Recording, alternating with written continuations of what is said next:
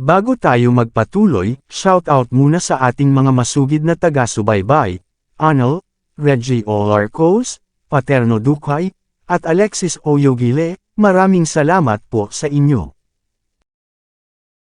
Kabanata 2021. Ang hangin sa loob ng unang sangay ng Mordo Police Station ay lumamig, habang ang pangunahing bulwagan ay nahulog sa kaguluhan. Sa loob ng interrogation room, nagpanggap si Harvey na natutulog sa isang upuan, naka-cross arms. Buong araw siyang nakakulong doon. Matapos siyang sipain sa loob at bigyan ng pagkain at tubig sa takdang oras, walang kumausap sa kanya. Hinala ni Harvey, nakatutok ang mga pulis sa testimonya at ebidensya laban sa kanya.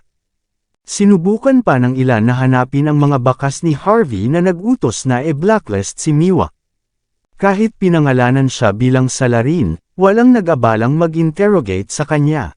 Hindi alam kung ito ay isang psikolohikal na pakana, o kung sinusubukan ng pulisya na mang-alap ng ebidensya. Lumipas man ang 24 na oras, walang dumating para makita si Harvey. Walang pakialam si Harvey, marami na siyang nakita sa buhay. Pagkatapos ng magandang pahinga, sinimulan ni Harvey ang pagbubuod ng mga detalye ng insidente. Naghinala siya na ang pagkamatay ni Miwa ay naplano na ng maaga. Ang pag-set up sa kanyang kamatayan sa bahay ni Hazel, pakikipag-ugnayan kay Harvey, kasama ang tinatawag na verbal threats laban sa kanya. Ang lahat ng iyon ay naging sanhi ng insidente sa kung ano ito ngayon. Kung may pangangailangan, gagamitin si Miwa bilang sakripisyo. Ang layunin sa pagkamatay ni Miwa ay i-frame si Harvey bilang ang pumatay, o hindi bababasa bilang isang pinaghihinalaan. Dapat ay may iba pang mga insidente na nagpapasiklab ng apoy at ginawang mas malinaw at mas kapanipaniwala ang ebidensya. Ngunit dahil patuloy na pinupukaw ni Harvey si Hector, ang di umano'y perpektong planong ito ay nagpapakita ng ilang mga pagkakaiba. Ang epekto ng insidenteng ito ay maaari lamang ituring na matatagalan sa puntong ito. Pinikit ni Harvey ang kanyang mga mata. Siya ay lubos na humanga sa lahat ng mga paghahanda na humahantong sa puntong ito. Bago pa malaman ni Harvey, may plano na ang kanyang kaaway. Lahat sila ay pinlano na nasa isip ang personalidad ni Harvey, na humantong sa kanya diretso sa bitag ng kaaway sa kabila ng halatang hitsura. Anong kapana-panabik na turn of events? Ang pinakakahanga-hangang nakita ni Harvey ay kung paano pumasok si Miwa sa kanyang silid at kinuha ang kanyang huling paligo bago siya namatay, iniwan ang kanyang buhok bilang ebidensya. Ito ay ganap na kamanghamanghang. Iniisip lang ni Harvey kung alam ni Miwa na isasakripisyo siya para i-frame si Harvey, or vice versa. Ayon sa kanyang mga kalkulasyon, malamang na hindi alam ni Miwa na siya ay mamamatay ng ganoon kaaga. Sa kaalaman ni Miwa, malamang na ipinapalagay niya na ang dahilan kung bakit pinilit siya ni Harvey na matulog sa kanya ay sapat na upang makuha siya sa likod ng mga rehas. Iyon ang magpapaliwanag kung bakit siya naging matulungin. Kahit ang mababang langgam ay mabubuhay. Hindi makapaniwala si Harvey na ang isang babaeng nagtaksil sa kanyang mga ninuno ng walang pagsisisi ay mamamatay para sa tinatawag na island nation's reputation. Mga taga-isla, ang kanilang mga pakana ay talagang napakasama, ngunit hindi ganoon katiyak. Walang paraan na gagawin nila ang isang bagay na ganito kadetalye. Si Hector lang, isa sa 4 na young masters ng Walls Inc., ang makakagawa nito. Kung siya ang mastermind, dapat ay pumunta na siya sa istasyon ng pulisya ngayon para tumulong. Sa halip na patayin niya ako, dudurugin niya ako nang hindi nag-iiwan ng pagkakataon para sa akin na makabalik, sa ilalim ng pagkukunwari ng pagsisikap na mamag-aitan sa sitwasyon. Bibigyan niya ako ng mas malaking suntok ng ganyan. Nagliwanag ang mga mata ni Harvey, sa wakas ay naisip niya ang susunod na galaw ni Hector. Susubukan niyang tumulong, at pagkatapos ay aksidenteng maglabas ng impormasyon na sinusubukan ni Harvey na gumawa ng ebidensya. Magagalit ang media at mga tao, at mas madaling makitungo kay Harvey. Tamang karakter si Hector, at least, sa mata ni Harvey, may karapatan si Hector na hamanin siya. Habang sinusubukan ni Harvey na mag-isip ng mga bagay-bagay ay biglang bumukas ang pinto. Tatlong inspector na nakasuot ng pormal na uniforme ang lumapit, puno ng lakas. Ang inspector na namumuno sa grupo ay ang parehong tao na umaresto kay Harvey. Tinitigan niya si Harvey na may singkit na mga mata at malamig na nagtanong, "Harvey York, handa ka na bang magtapat? Gumagawa ng walang limitasyong mga bagay sa murang edad. Ang mga taong tulad mo ay mga hamak ng mundo." "Tama, nakalimutan kong magpakilala. Ang pangalan ko ay Kristen Duncan. Pinsan ako ni Gary, ang mixed martial arts champion. Ako ang pinuno ng squad ng unang sangay ng Mordo Police Station. Hinihiling sa akin ng aking pinsan na alagaan ka ng mabuti kapag binisita niya ako. Ngunit sa palagay ko ay hindi kailangang maging magalang sa isang tulad mo. Galit talaga sa iyo ang pinsan ko, pero alang-alang kay Miss Xavier. Dapat hiniling niya sa akin na protektahan ka ng buong lakas. Talagang nabigo ka, para isipin na kailangan mo ang iyong karibal sa pag-ibig para protektahan ka. Kung may common sense ka pa, mas mabuting simulan mo nang aminin ang iyong mga krimen ngayon." Mababa ang tingin ni Kristen kay Harvey sa pagkakataong ito na may masamang ekspresyon sa mukha. "Sabihin ang totoo. Dapat mong malaman na ang kaluwagan ay dumarating sa mga umaamin. Para sa kapakanan ng aking pinsan, gagawin ko ang aking makakaya upang humingi ng mas magaang hatol sa hukom." Ang iba pang dalawang inspector ay nagpakita ng pagkasuklam kay Harvey matapos marinig ang mga salita ni Kristen. Gaano kalaki ang kabiguan ng isang lalaki kung ililigtas siya ng kanyang karibal sa pag-ibig? Nakakahiya ito. Nag-cross-leg si Harvey at tumingin kay Kristen ng may interes. "Ikaw ang pinsan ni Gary?" Mahinahong tanong ni Harvey. "Hindi ko akalain na si Young Master Duncan ay magiging maalalahanin. Sigurado ka bang hiniling niya sa'yo na tulungan mo ako? O gusto niya bang magpaypay ka ng apoy at sipain mo ako para matiyak na hindi na ako makakaalis dito habang buhay?" Nang marinig ang walang pakialam na tono ni Harvey, biglang bumilis ang tibok ng puso ni Kristen. Tama ang sinabi ni Harvey. Nais ni Gary na si Kristen ay magpaypay ng apoy at mas mabitag si Harvey. Ito ay isang hanggal na maniwala na ang lahat ng matamis na usapan tungkol sa pag-abot ay totoo. "How dare you?" Natigilan ang isa sa mga inspector.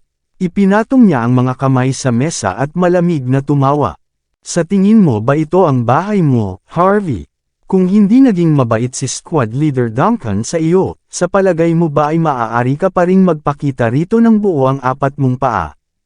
Karaniwan ng mga pulis dito ang trato sa mga murder suspects na tulad mo, ay napakabait. Ang inspector ay sadyang pumutok sa kanyang mga bukong-bukong habang siya ay nagbabanta kay Harvey. Tumingin si Harvey sa inspector na naka-poker face, walang balak na direktang sagutin ang lalaki. "Ano, imasahe mo ba ang likod ko? Medyo masakit pagkatapos maghapong nakaupo dito. Bibigyan kita ng $1 kung gumawa ka ng mabuti." "Ikaw." Binunot ng inspector ang kanyang baril at itinutok ito sa ulo ni Harvey. Gayunpaman, nang makita niya ang walang pakialam na titig ni Harvey, wala siyang lakas ng loob na hilahin ang gatilyo. Napakaraming tao at mga insidenteng sangkot sa kasong ito. Hanggang sa pinagsama-sama ang ebidensya, walang nang ahas na hawakan si Harvey. Pagkatapos ng lahat, walang gustong magdusa sa mga kahihinatnan. "Ano? Hindi ka ba magpapaputok?"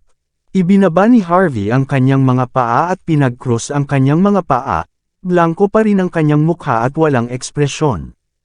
Natakot at nagalit ang inspector sa parehong oras. Sa wakas ay nagpasya siyang umupo. Ang isa pang inspector, na maikli ang buhok, ay nagsindi ng sigarilyo at sumangot. Bumuga siya ng usok sa mukha ni Harvey. "Harvey, tama ba?" Malamig na tanong niya. "Alam na namin ang nangyari. Binyantaan mo ang biktima sa hapunan ng pamilya Malone, na sinasabing blacklist mo siya. Hindi bababa sa 20 tao mula sa eksena ang nagpatotoo na sinabi mo ang mga salitang iyon. Walang paraan para itanggi mo ang katotohanang iyon. Nagkibit balikat si Harvey. Hindi ba sinabi ng squad leader mo na alagaan mo ako? Ginawa mo ba talaga iyon? Tahimik na pang-aasar ni Harvey.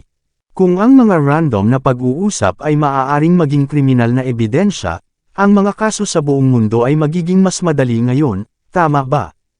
Sabi mo hindi ka aamin. Marahas na tahol ng inspector. Ngumiti si Harvey at magiliw na sumagot, wala akong pinatay, at wala akong nasaktan. Kung alam kong wala akong ginawang mali o ikinahihiya ko ang sarili ko, bakit ako aamin? Wala kang ginawang masama o pinahiya ang sarili mo. Paano kung ipahiya ang bawat isa sa iyong mga ninuno? Tumingin ang maikling buhok na inspector kay Harvey na may seryosong ekspresyon at binato ang ilang transcript sa harap ni Harvey. Ang bawat isa ay may parehong patutuo. Kabilang dito ang pamilyang Malone, kung saan mayroon kang magandang relasyon, at mga kilalang tao tulad ni Gary. Sa palagay mo ba ay susubukan ka ng mga taong katulad nila? May silbi pa ba para ipagpatuloy mo ang pagtanggi sa katotohanan? Marahil hindi mo alam ang tungkol dito, ngunit dahil nakikipaglaro ka sa biktima sa banyo, nakita namin ang kanyang buhok na nakahalo sa iyong buhok sa iyong banyo. Higit pa rito, natagpuan din ang damit na panloob ng biktima sa iyong kama. Ito ay matibay na ebidensya, Harvey. Hindi mo maitatanggi ang katotohanan. Humagalpak ng tawa si Harvey. Hindi makatanggi sa katotohanan. Halika, sabihin sa akin kung ano ang eksaktong iyong pagtatasa. Sinasabi mo na pinilit ko siya. Sa tingin mo ba naaakit ako sa mga pekeng dayuhan? Ikaw, itinuro ng maikling buhok na inspector si Harvey gamit ang nanginginig na daliri, nag-aapoy sa galit. Gusto niyang samplein si Harvey sa mukha. Sige, Harvey. Ang iyong mga krimen ay kasuklam-suklam at nakakaapekto sa lahat sa masamang paraan. Para sa kapakanan ng pinsan ko, bibigyan kita ng pagkakataon, para sabihin ang totoo. Gusto mo bang mabunyag ang lahat bago ka umamin? Kung hihintayin mo akong mangalap ng ebidensya, hindi yun mabibilang na iyong pagsusumit. Walang pagbabawas ng parusa para sa iyo. Gusto mo bang ilagay ko ito para sa iyo? Tumayo si Kristen at napakapit kay Harvey. Ito ang kanyang signature move, para ilapat ang napakalaking psychological pressure sa suspect. Kadalasan, nagsasabi na ng totoo ang suspect. Pero, tumawa lang si Harvey. Bakit hindi mo sinabi sa akin kung ano ang eksaktong nangyari, Team Leader Duncan? Kung makukumbinsi mo ako, I will plead guilty. Paano ang tunog na iyon? Saglit na sumulyap si Kristen kay Harvey at saka malamig na umiling, fine. Dahil hindi ka susuko hanggat hindi mo nakikita ang patunay, ipapakita ko sa iyo. Base sa mga ebidensyang nakalap namin, malalaman natin kung ano ang nangyari. Nagustuhan mo ang kagandahan ng biktima at nagdulot ng sinasadyang salungatan sa kanya noong gabi ng party, at pagkatapos ay binyantaan mong i-blacklist siya sa lahat sa Mordo Entertainment Circles. Ang biktima ay hindi makapaniwala na magagawa mo ang isang bagay na ganoon. Kaya pinatingin mo siya sa iyong vilya para patunayan ang iyong lakas. Sa paggamit ng iyong $150 milyong na mansyon, maaari kang magdulot ng napakalaking psikolohikal na pinsala sa biktima. Pagkabalik sa villa ng pamilya Malone, binyantaan mo ang biktima na papasok sa iyong silid upang samantalahin siya habang naliligo. Dahil sa iyong ginawa, ang biktima ay nakaramdam ng labis na kahihiyan at nagpasya na wakasan ang kanyang sariling buhay. Ito talaga ang nangyari. May mga saksi at ebidensya pa nga na magpapatunay. Hindi ka pa rin ba aamin, Harvey York? Si Kristen ay kumilos ng matuwid na parang nangyari ang lahat tulad ng sinabi niya. Napalakpak si Harvey sa kanyang mga kamay sa pagkamangha. Napakatalino, napakatalino. Gulat na sabi ni Harvey. Akala ko TV shows lang ang may mga plot na ganyan. Hindi ko akalain na makakagawa ka ng mas magandang kwento, Squad Leader Duncan. Ngunit okay lang ba kung maglista ako ng ilang mga pagkakaiba tungkol sa iyong mga pagtatasa? Namilog ang mga mata ni Kristen, malamig ang mukha. Hindi siya sumagot, tumawa ulit si Harvey. Dahil maaari akong manatili sa numero 1 Villa at pag-aari din ng Dern at Hengen World Studios, sigurado akong dadagsa ang mga babae sa isang mayamang tulad ko sa sandaling iwagayway ko ang aking kamay. Sa ilalim ng mga sitwasyong ito, sa palagay mo ay pipilitin ko ang aking sarili sa isang sikat na influencer na isa ring pekeng dayuhan kaysa sa isang sikat sa mundo. Sa tingin mo ba patay ang utak ko? Bilang karagdagan, maaari mong tanungin si Miss Xavier tungkol sa kung paano kusang pumasok ang biktima sa aking silid. Ang biktima mismo ang nagsabi na ang kanyang shower head ay nasira, kaya gusto niyang gamitin ang aking shower. Dahil iisa rin ang shower na ginagamit ko, hindi ba't normal na ang buhok naming dalawa ay lumabas sa iisang lugar? Sa tingin mo ba nararapat para sa iyo na tawagin akong mamamatay tao ng walang magandang ebidensya, Squad Leader Duncan? Ikinalulungkot kong sabihin sa iyo, Harvey, si Miss Yvonne ang iyong tagapagtaguyod, kaya ang kanyang patutuo ay hindi maaaring ituring na kapanipaniwala, malamig na bulalas ni Kristen. Kalimutan mo ako, kahit ang mahistrado ay hindi maniniwala sa mga kalokohang iyon. Sa ngayon, dalawang bagay ang ipapakita. Pinatay mo ang biktima pagkatapos mong hiyain. O, ginawa mo siyang magpakamatay dahil sa kahihiyan. Kung ang una ay lumabas na totoo, dapat kang barilin hanggang mamatay. Ngunit kung ang huli ay totoo, ikaw, ay nasa likod ng mga rehas sa loob ng buong 10 taon. Sa huli, ikaw, ay tapos na kahit anong mangyari. Mayabang na sigaw ni Kristen na parang naglalabas ng init sa kanyang bibig. Ang iba pang dalawang inspector ay tumingin kay Harvey ng may pang-aalipusta. Sa kanilang mga mata, si Harvey ay nagbubugalang ng kalokohan kahit na ang lahat ng ebidensya ay naroon. Sa puntong ito, humihingi lang siya ng kamatayan. Napasinghap si Harvey sa kay-abangan ni Kristen. Tuluyan na siyang nawalan ng interes na makipag-usap sa basurang ito. Tama na ang pagsasalita, Team Leader Duncan. Bilang sospek, may karapatan akong magpatawag ng tao. Tama, tumawag ka kahit sino. Malamig na tawa ni Christian. Nire-record ka ngayon. Walang ganoong bagay. Sinabi ko na sa iyo. Wala itong kinalaman sa akin, at inosente ako. Hindi kasi ako umamin, suspect lang ako, hindi criminal. At least may karapatan akong tumawag ng kahit sino ngayon. Mali ba ako? Kabanata 2025. Kung sasabihin mo na wala akong karapatang gawin iyon, naniniwala ako na matatanggap mo ang aking opisyal na sulat sa lalong madaling panahon. Pagkatapos ng lahat, nililimitahan mo ang mga pangunahing karapatang pantao. Bahagyang ngumiti si Harvey, pagkatapos ay kumuha siya ng walang pakialam na lagok sa paper cup na nasa mesa. Nakatitig si Kristen kay Harvey at nagsabi, as expected of a smart criminal. Alam na alam mo ang mga batas ng bansa. Ngunit dahil alam mo ang batas, bakit mo ginawa ito? Hayaan mong sabihin ko sa iyo ngayon, ang katibayan dito ay napakahirap.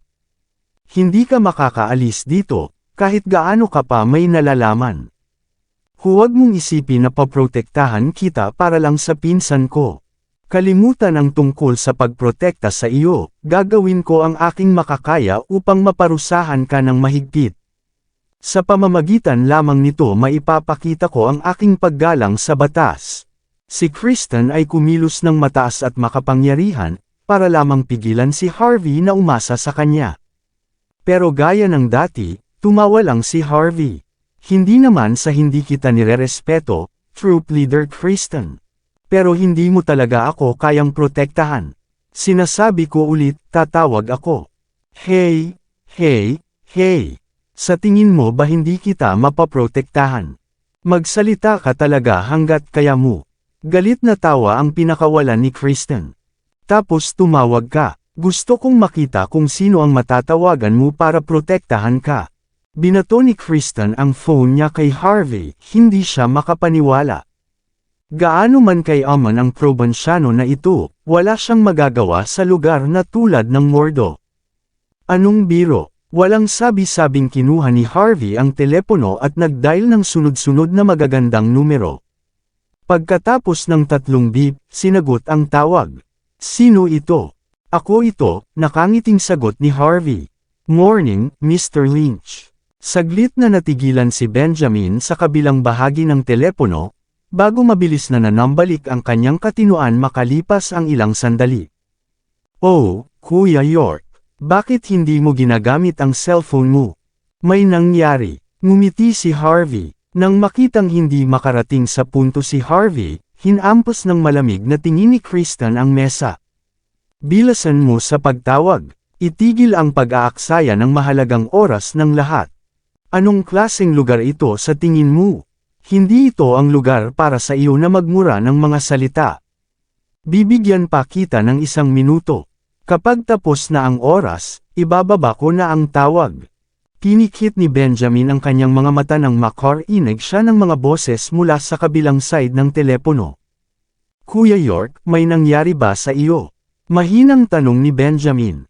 May nangyari sa akin, at ngayon ay nasa unang sangay ako ng Mordo Police Station. I might need your help find someone who can help me in this situation, matapat na sabi ni Harvey. Mordo Police Station. Nagulat si Benjamin. Anong nangyari? Ayon sa kanilang ebidensya, maaaring nakapatay ako ng isang influencer matapos siyang samantalahin, o pinatay niya ang kanyang sarili dahil sa kahihiyan na idinulot ko sa kanya. Medyo mabigat na akusasyon, kahit anong tingin mo dito. Sakto namang nagpakita ng malungkot na ekspresyon si Harvey. Siyempre, paninira lang ito. Wala akong kinalaman dito, pero walang naniwala sa akin kahit nagpumilit ako. Naging matatag si Benjamin matapos marinig ang mga salita ni Harvey. Ang unang sangay ng Mordo Police Station, di ba? Nasa ibang lugar ako ngayon, kaya hindi ako makakapunta doon. Gayunpaman, magkakaroon ako ng pinagkakatiwalaang subordinate ko na papalit sa akin. Maniniwala ka, tama, ipaubaya ko na sa iyo. Casual na ibinaba ni Harvey ang telepono, saka sumandal sa upuan at pumikit para saglit na umidlip. Nakita ni Kristen ang pagiging malayo ni Harvey at ngumisi, Mr. Lynch. Ang ganda ng background mo.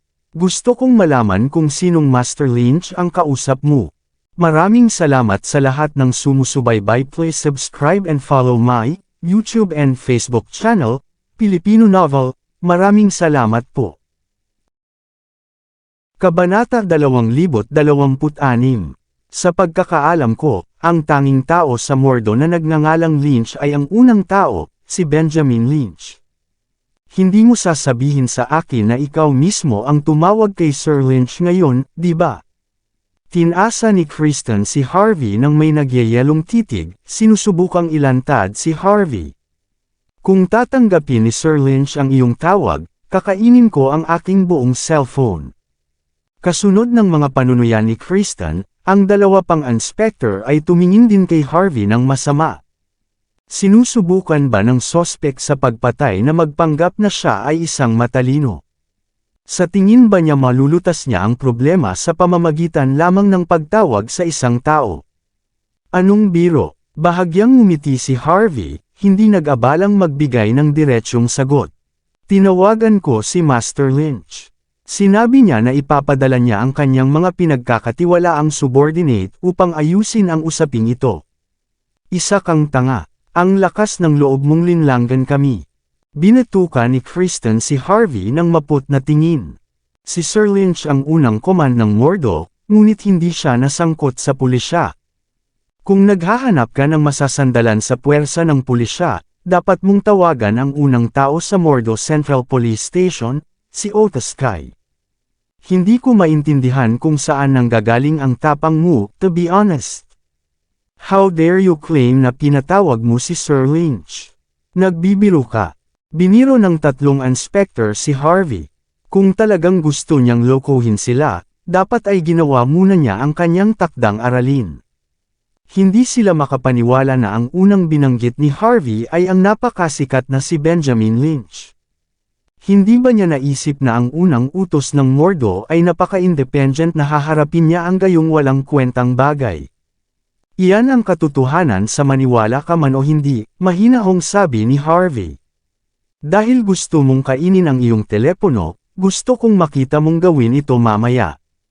Ngumisi si Kristen. Mabuti, wala kaming pakialam kung tumanggi kang aminin ang iyong mga krimen.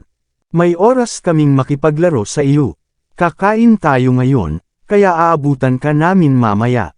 Maglaan ng oras para isipin kung aamin ka ba o hindi. Mas mabuti ang pag-corn forward kaysa sa matalo sa black and blue, tama ba? Siyempre, maaari mo pa ring hintayin na iligtas ka ng pinagkakatiwalaang subordinate ni Sir Lynch. Tutal, ikaw ang tumawag kay Sir Lynch. Nagtawanan si Kristen at ang iba pa habang papalabas ng interrogation room. Hindi nagpakita ng emosyon si Harvey at hindi sila pinansin. Nagpatuloy siya sa pagpapahinga. Kasabay nito, ilang Audi A6 ang lumitaw sa labas ng paradahan ng istasyon ng pulisya habang si Kristen at ang kanyang mga tauhan ay nagmamaneho palabas. Iilan lamang sa makapangyarihang tao sa gobyerno ang may karapatang magmaneho ng mga ganitong sasakyan. Sa paghusga sa mga plaka, ang mga taong nagpakita ay ang mataas na ranggo ng Mordo Police Station. Nang bumukas ang pinto ng sasakyan, lumabas ang unang commandant ng Mordo Central Police Station, si Chief Inspector Otis Kai, na nakasuot ng kanyang uniforme. Humakbang siya patungo sa pangunahing bulwagan, isang nakakatakot na ekspresyon sa kanyang mukha. Nagbago ang mukha ni Kristen at ng iba. Nagmadali silang batiin siya. Punong tagasiyasat, bakit ka nandito? Agad na naabutan ni Otis at malamig na nagtanong, nahuli mo ba ang isang lalaki na nagngangalang Harvey York kagabi? Oo, anong ibig mong sabihin, ha? Namumula sa galit si Otis. Nasaan siya ngayon? Dalhin mo ako sa kanya. Binabalaan ko kayong lahat. Isa siyang mabuting kaibigan ni Sir Lynch. Kung may mangyari sa kanya, humanda ka sa pagkawalan ng iyong kabuhayan. Harvey York, Master Lynch, mabuting magkaibigan. Nanlamig si Kristen at ang iba pa, tumutulo ang malamig na pawis sa kanilang likod. Nagsimulang manghina ang kanilang mga tuhod. Sa loob ng interrogation room, kalmadong ininom ni Harvey ang premium green tea sa kanyang harapan, maingat na huwag magpakita ng labis na emosyon. Ang punong inspector ng Mordo Central Police Station ay nakatayo sa kanyang harapan ng magalang. Mr. York, pinapunta ako ni Mr. Lynch dito. Nagkaroon siya ng meeting sa Walls Inn, kaya hindi siya makakapunta ngayon. Please don't mind. Sinabi na niya sa akin na kanya din ang problema na mga problema mo. Talagang bibigyan kita ng katwiran sa lahat. Tamang-tama ang ugali ni Otis. Bilang isang tanyag na tao na naglingkod sa ilalim ni Benjamin, narinig ni Otis si Harvey. Alam din niyang malaki ang utang na loob ni Benjamin at ng kanyang asawa kay Harvey. Sa kabila ng pagiging isang napakalakas na tao sa gobyerno ng Mordo, hindi maaaring maging mayabang si Otis. Si Kristen at ang isa pang inspector ay nakamasid mula sa malayo, halos bumagsak sa lupa. Kung alam nilang ganoon kalakas ang suporta ni Harvey, hindi sila maglalakas loob na magpakitang gilas sa harapan niya. Ngumiti si Harvey at sinenyasan si Otis na patayin ang tape recorder sa kwarto. Noon lang siya mahinahong nagsabi, Chief Inspector Kai. Dahil lahat tayo ay nasa parehong panig, tatalo na lang ako sa pag-uusap na ito. Bakit hindi mo sabihin sa akin kung ano ang nangyari sa kasong ito? Kumusta ako? Tumango si Otis bago nagpakawala ng mahabang buntong hininga. Ginoong York, dapat kong aminin. Baka may problema ka. Parehong binibigyang bigat ka ng patutuo at ebidensya. Lalo na dahil ang mga pananakot na ginawa mo sa biktima kagabi ay narinig ng hindi bababa sa 20 tao. Kahit natitingnan ka ng hukom na inosente hanggat hindi napatunayang nagkasala, ang mga salitang banibitawan mo ay magkakaroon ng masamang epekto sa iyo. Chief Inspector Kai, naniniwala ako na mayroon kang kahanga-hangang kakayahan sa paglutas ng kaso upang mapunta sa posisyon na ito. Dapat mong malaman sa lahat ng tao na ang pagiging wala sa konteksto ay ang pinakabawal na gawin sa paglutas ng isang kaso. Inimbestigahan mo ba ang sitwasyon ko nang sabihin ko ang mga salitang iyon? Natigilan si Otis. Hindi. Mayroon bang mga saksi na nagsalita tungkol sa nangyari bago at pagkatapos kong sabihin ang mga salitang iyon? Sunod-sunod na tanong ni Harvey. Pinag-isipan ni Otis ang mga salita ni Harvey, pagkatapos ay umiling at bumantong hininga. I'm sorry, Sir York. Wala sa kanila ang gumawa. Pero normal lang ito. Pagkatapos ng lahat, may mga yugto sa memorya ng isang tao. Baka may conflict ka sa biktima. Baka na-offend ka niya at naging dahilan para magsalita ka ng ganyan. Ngunit dahil sa pagkamatay ng biktima, natural na iuugnay ng mga saksi ang iyong mga salita mula noon hanggang sa pangyayaring ito. Sa mga sitwasyong ito, maaaring tuluyan nilang makalimutan ang nangyari bago at pagkatapos ng sitwasyon maliban sa sinabi mo. Iniisip ni Harvey ang sitwasyon. May posibilidad ba na may nagudyok ng buong bagay? Halimbawa, may isang malakas na naglalarawan sa insidente na nangyari kagabi nang dumating ang mga pulis. Binuklat ni Otis ang pahina ng transcript sa kanyang kamay. Pagkatapos ay mariing sinabi niya, nangyari nga ang ganoong bagay, ngunit walang sapat na katibayan upang simulan ang isang pagsisiyasat mula doon. Tumango si Harvey, pagkatapos ay sinubukang gumawa ng ilang mga mungkahi. Bukod sa mga saksi, ang pinakamahalagang piraso ng ebidensya na mayroon kayo ay ang buhok sa shower. Tama, tumango si Otis. Tama iyan. Ito rin ay matibay na ebidensya. Mahihirapan kang magmukhang inosente dahil dito. Maliban kung ano, kumunot ang noo ni Harvey. Maliban na lang kung may mga taong hindi malapit sa iyo, na gustong tumstigo na ang biktima ang naligo sa kwarto mo. Siyempre, alam na ni Otis ang tungkol sa kaso pati na rin ang testimonya ni Harvey. Napakamot sa ulo si Harvey at bumantong hininga. Ang dalawang piraso ng ebidensyang ito ay hindi gagana bilang matibay na ebidensya kapag pinaghiwalay. Ngunit kapag pinagsama-sama, nabubuo ang hindi maikakailang ebidensya. Talagang kawili-wili ang pamamaraan ni Hector. Biglang may naisip si Otis. Tama iyan, Sir York. May kakaibang nangyari sa Mordo Police Station kagabi. Tumango si Harvey, sinenyasan si Otis na magpatuloy. Kumunot ang noo ni Otis. Ang isa sa apat na young master ng Walls Inc., si Hector, ay lumabas at nag-anunsyo na gagamitin niya ang lahat ng kanyang kapangyarihan para iligtas ka. Papalitan pa niya ang mga patutuo ng ibang tao para lang sa iyo. Ang kondisyon ay dapat siyang kumain kasama ni Miss Xavier. Natigilan sandali si Harvey sa sinabi ni Otis bago tumawa. Mukhang hindi nabigo si young Master Thompson. Hindi lamang siya pumapatay ng mga tao, ngunit sinasamantala rin niya ang mga kahinaan ng ibang tao. Anong ibig mong sabihin, Mr. York? Tahimik na tanong ni Otis. Kung papayag si Yvonne sa deal, ako ay bobombahin ng mga press sa sandaling umalis ako sa istasyon ng pulisya. Kapag nangyari iyon, ang aking reputasyon ay ganap na masisira. Maging si Master Lynch, na sumuporta sa akin sa likod ng mga eksena, ay maaaring madamay sa spotlight na ito at mapipilitang magbitiw. Dalawang ibon na may isang bato. Matapos marinig ang mga salita ni Harvey, natakot si Otis sa mga kahihinatnan.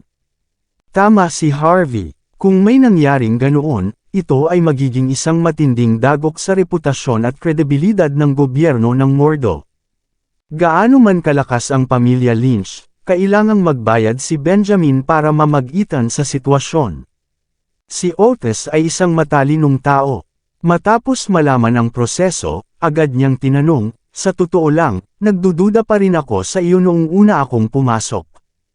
Pero ngayon naniniwala na ako sa iyo. Walang paraan na magiging interesado ka sa isang pekeng dayuhan. Wala ring kinalaman sa iyo ang pagkamatay ng biktima. Gayunpaman, ikaw ay nasa malalim na problema ngayon. Kahit na magtiwala kami ni Sir Lynch sa iyo, hindi ito gaanong mapapakinabangan. At least, sa ngayon, hindi ko pwedeng baliwalain ang batas at paalisin ka dito. Paano magiging iba maliban sa mga gawa ng Four Masters of Walls Inc. kung wala akong malaking problema? Mula nang dumating ako sa Mordo, nakatadhana akong labanan ng ating young Master Thompson. Parang marami na siyang pinagplanuhan para gumana ito. Kung ganoon lang kadaling lutisin ang kasong ito, hindi siya magiging karapat-dapat sa kanyang titulo. Kinurot ni Otis ang noo bago tahimik na nagtanong. Mr. York, ano ang ibig mong sabihin? Itaguyod ang batas ng walang kinikilingan, at huwag baguhin ang patutuo ng sinuman. Pangasiwaan ang kasong ito kung naaangkop. Try buying me some more time, sabi ni Harvey, tinapik ang mesa. Tumango si Otis. Magtiwala ka, Sir York. Ako mismo ang susuri sa kasong ito. Walang makikialam sa ebidensya, ngunit kung gusto naming pangasiwaan ang kasong ito ayon sa nararapat, ang ebidensya ay laban sa iyo. Mahihirapan kang lumabas na hindi nasaktan kung magpapatuloy tayo. Hindi alam ni Otis kung sino si Harvey, ngunit naniniwala siyang hindi magiging mahirap para sa isang taong may utang kay Benjamin na umalis sa sitwasyon. Ngunit kung gagamit si Harvey ng anumang labag sa batas na paraan, dapat talaga siyang umiwas sa anumang pampublikong kaganapan sa hinaharap. Walang pakialam na sinabi ni Harvey York, napakahirap na mapawalang sala ako sa kasalukuyang ebidensya. Gayunpaman, hindi ibig sabihin na imposible. Sa tingin ko, dead end na ang investigasyon mo. Inimbestigahan ako ng lahat, inakala kong ako ay nagkasala, at gumawa ng mga pagpapalagay tungkol sa akin. Ngunit walang pumunta para imbestigahan si Miwa Fujihara. Hindi kaya ang tinaguriang biktima na ito ay may iba pang pahiwatig at ebidensya tungkol sa kanya. Minsan, kahit ang mga patay ay nakakapagsalita. Nag-iisip na si Harvey ng breakthrough. Kaya lang hindi niya ito sasabihin sa harap ng ibang tao. Sasabihin lang ni Harvey kay Otis kay pagkatapos matiyak na mapagkakatiwalaan siya. Hayaan ang mga patay na magsalita. Natigilan sandali si Otis at bahagyang nataranta. Sinawso ni Harvey ang ilang tsaa mula sa tasa gamit ang kanyang daliri sa kadahan-daang nagsulat ng ilang salita sa mesa. Medyo nataranta si Otis nang magsalita siya ngayon.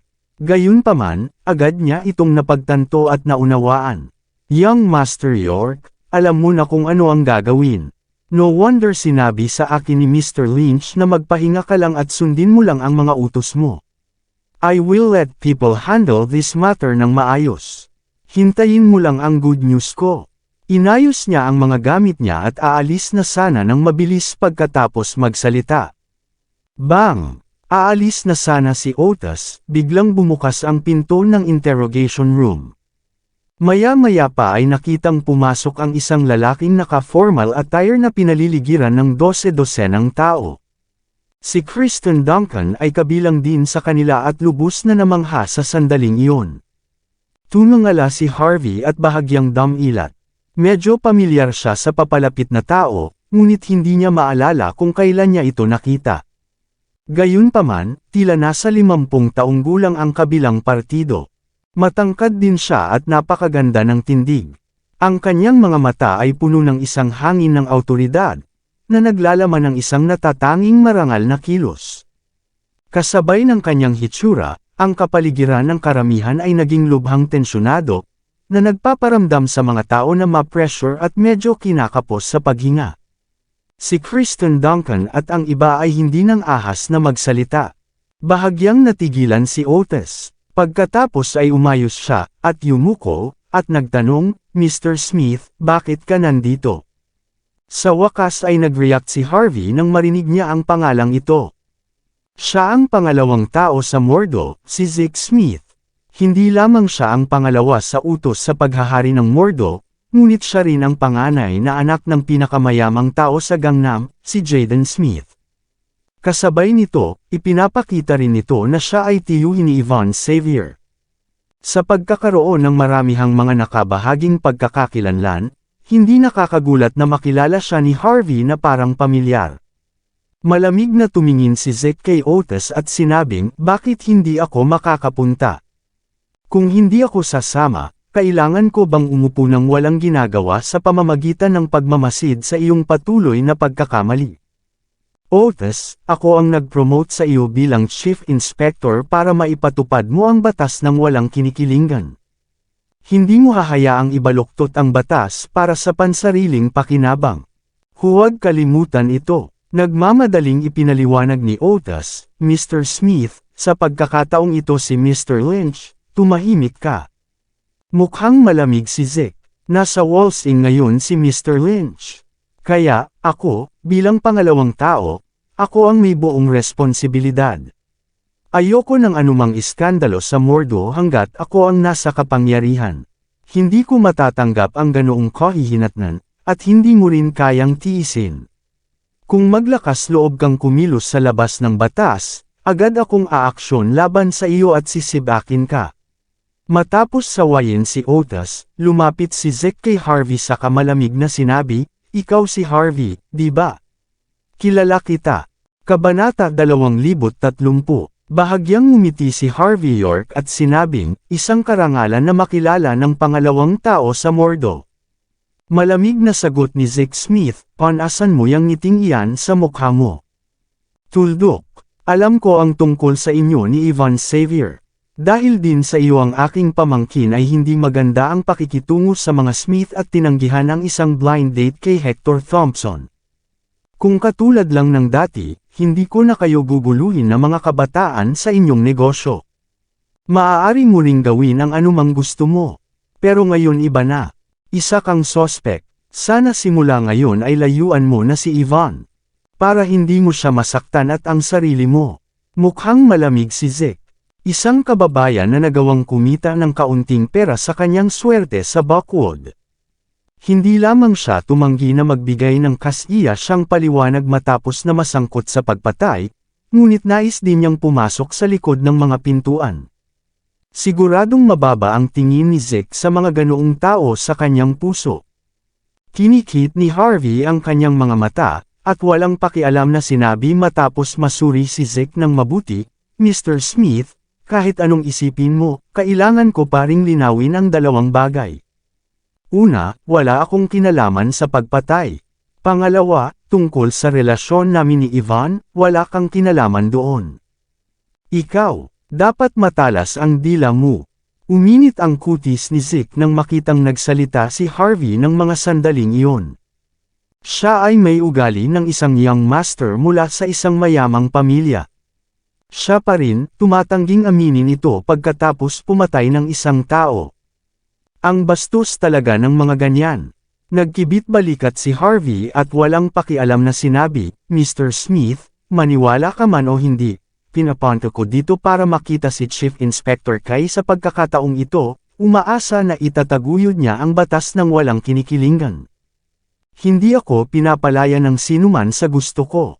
At hindi rin hayaan ang sinuman na basta-basta makagambala sa bagay na ito. Hindi ko kailangan ng paboritismo, ang hinihiling ko lang ay tunay na hustisya." Anong kalokohan? Tumingin si Zeke kay Harvey na parang tanga at hindi siniseryoso ang sinabi niya.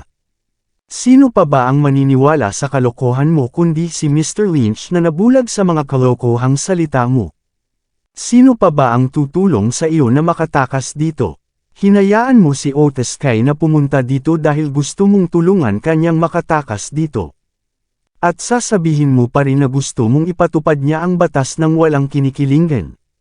Sa tingin mo ba kami ay kasing tanga mo? Sa tingin mo ba madali kaming maloloko mo? Bata ka pa pero masyado kang ambisyoso at laging iniisip ang lahat ng bagay.